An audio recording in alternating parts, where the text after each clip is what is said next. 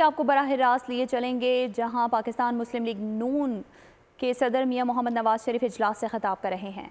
अपने सामने बैठे हैं और एक इलेक्शन की भरपूर एक्सरसाइज कर रहे हैं।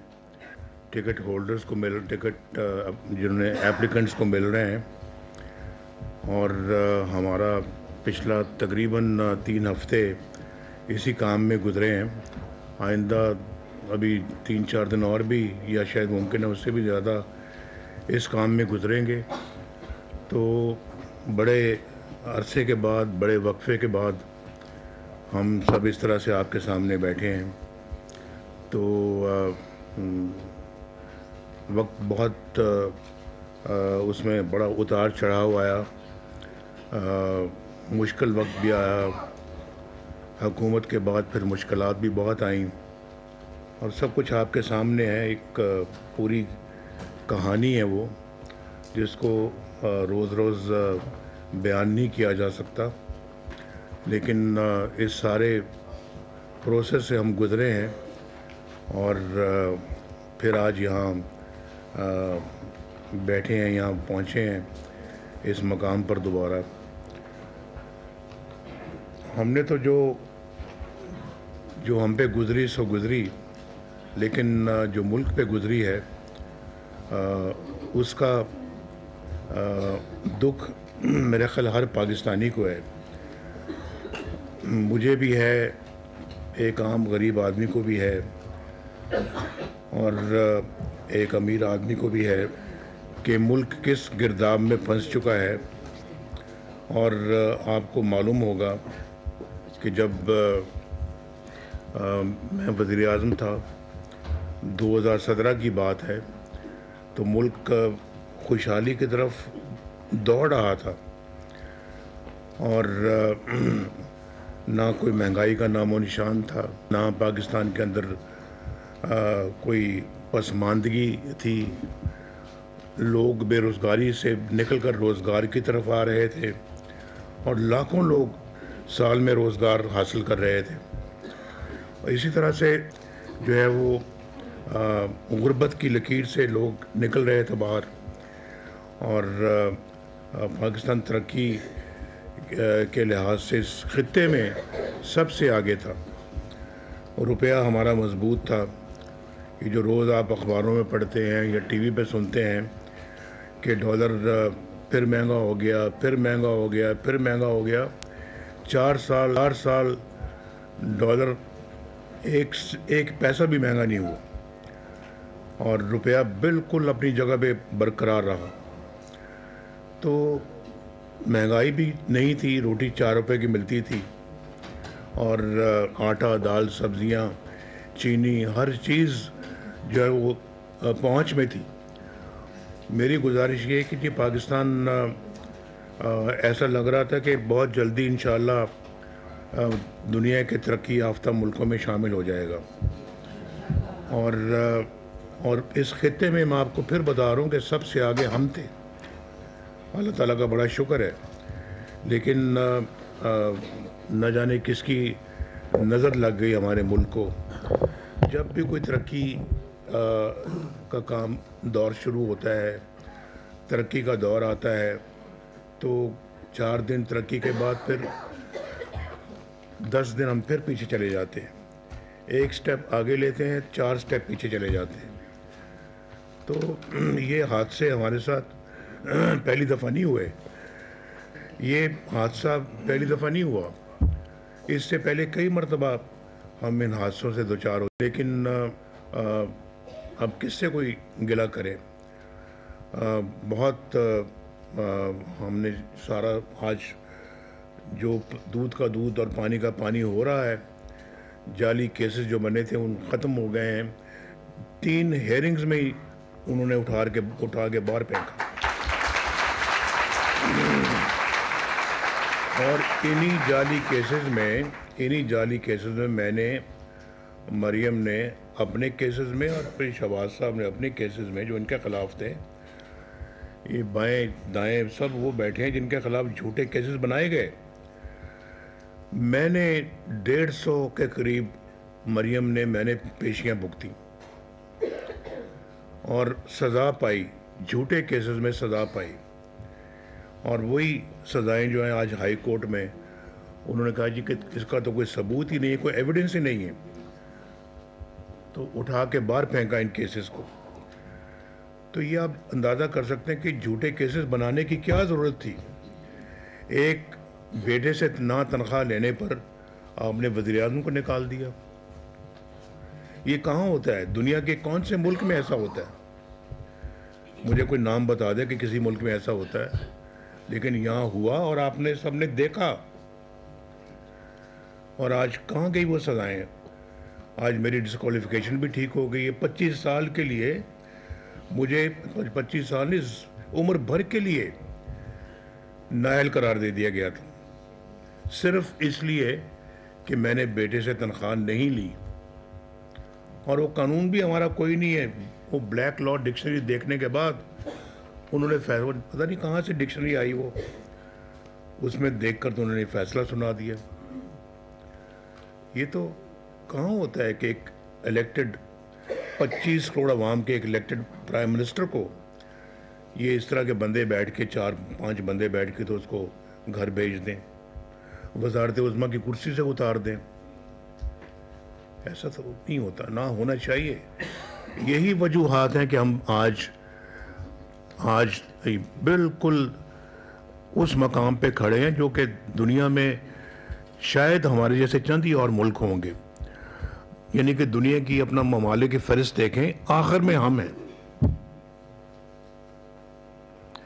इसका जिम्मेदार और कोई नहीं है सिवाय हम खुद इसके जिम्मेदार हैं।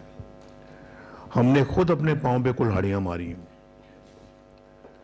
वरना आज ये मुल्क तो न जाने कहाँ पहुंचा होता। हमारे इर्द गिर्द के ममालिक चांद पे पहुंच गए हैं और अभी हम जमीन से नहीं उठ रहे। तो ये इस तरह से तो नहीं चल सकता मामला।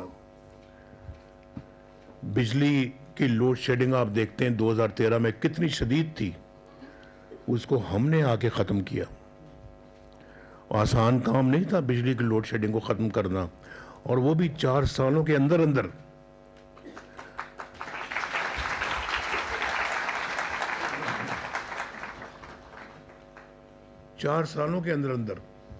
और इसी तरह से हमने दहशतगर्दी को ख़त्म किया, अपने दौर में ख़त्म किया।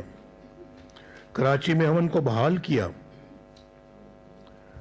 ये लाहौर में आप में से भी बहुत सारे सफ़र करते होंगे, ये मेट्रो बस और ये ऑरेंज लाइन किसने बनाई है?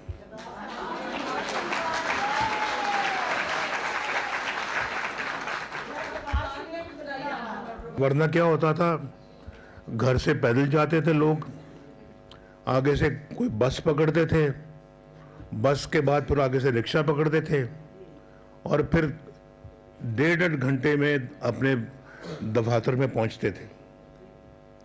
आज एक एंड से बस चलती है, 15-20 मिनट में आपको वहां पहुंचा देती है और आपको चलना भी नहीं पड़ता। और सस्ते किराए, ये सब कुछ किसने किया? ये पहले तो नहीं था इस मुल्क में, कभी था ये पहले ऐसे? और फिर सी पैक पाकिस्तान के अंदर आया, फिर ये मोटरवेज बनी, शाहराहें बनी। किसने बनाई जी आज तक मोटरवे? कोई पाकिस्तान में बताएं? नहीं, हमारे अलावा और किसने बनाई है? कोई बताए तो सही कि मैंने, कोई कह दे कि मैंने ये बनाई है।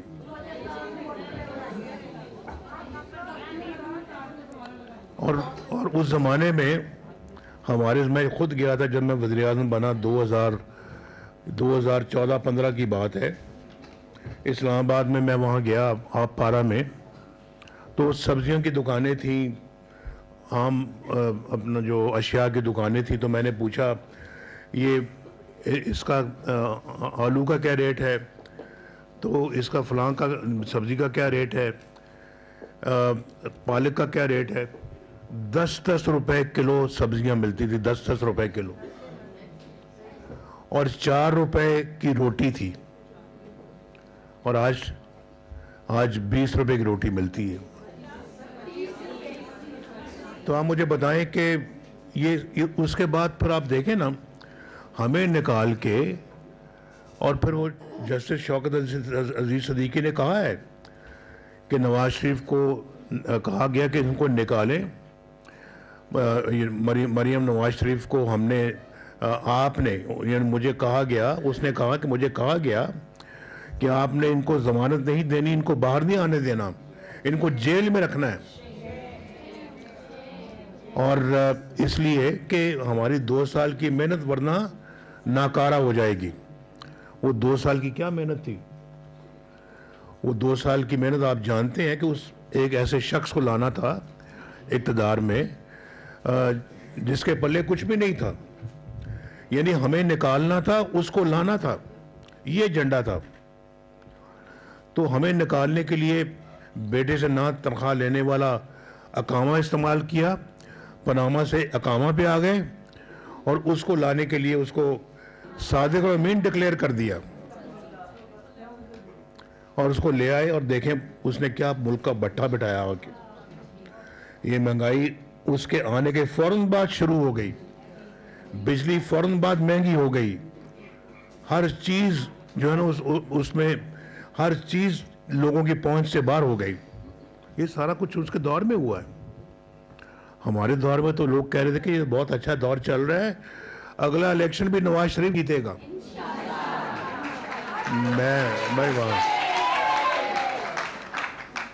मैं अभी इस इलेक्शन की तरफ नहीं आया, मैं तो पिछले इलेक्शन की बात कर रहा हूँ, पिछले इलेक्शनों की बात कर रहा हूँ।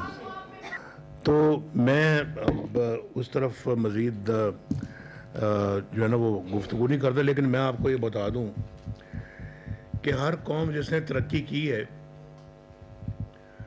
उसने ख़वातीन को तरक्की में तरजीह दी है, तरक्की के लिए ख़वातीन को इस्तेमाल किया, आगे लेके आए हैं, और ख़वातीन की कौमी तरक्की में भरपूर शमूलियत से ही हम अपने तरक्की के हदफ को पूरा कर सकेंगे। सेहत और रोज़गार और तालीम के प्रोग्रामों में आपको तो बहुत एक मुनफरिद मकाम हासिल है। तो मैं समझता हूँ कि ख़वातीन को बराबर का शरीक बनना पड़ेगा तरक्की के लिए। मर्दों के शाना बशाना ख़वातीन को भी इस मुल्क की खिदमत में जो है ना वो आगे आगे काम करना पड़ेगा। तो बहरहाल हम तो समझते हैं कि ख़वातीन को आगे लाना पाकिस्तान के साथ ये इंसाफ के तकाज़े पूरे करने वाली बात है, और हमेशा ख़वातीन को पीछे रखा जाता है, लेकिन ख़वातीन को आगे लाएंगे तो इंशाअल्लाह मुझे लगता है कि बहुत सारे प्रॉब्लम हमारे वैसे ही खुद ब खुद हल हो जाए। तो इस्लाम भी ख़वातीन के हकूक़ और तहफ़्फ़ुज़ की बात करता है, और हमारे मुआशरे के अंदर ख़वातीन के ख़िलाफ़ एक तासुब मौजूद है, उस तासुब को हमें ख़त्म करने की ज़रूरत है। और पाकिस्तान बनाने की तहरीक में ख़वातीन ने जिस तरह से किरदार अदा किया है वो हम सब जानते हैं, और मैं समझता हूँ कि अगर वो काम ख़वातीन हमारी कर सकते तो बाकी ये कौन से मुश्किल काम है। मुल्क के अंदर अगर तालीम को आम करना है तो इसमें ख़वातीन एक की रोल प्ले कर सकती हैं, मर्दों से ज़्यादा बेहतर रोल अदा कर सकती हैं। ख़वातीन शर्ती